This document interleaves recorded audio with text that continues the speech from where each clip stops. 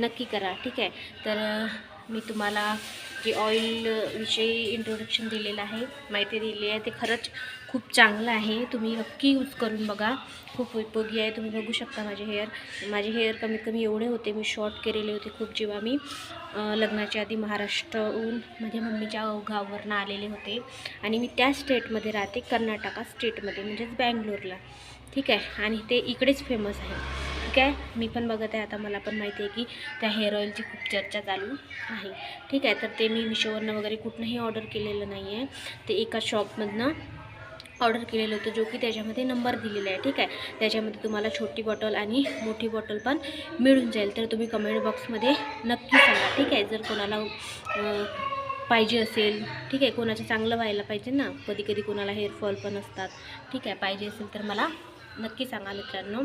तर चला भेटूया.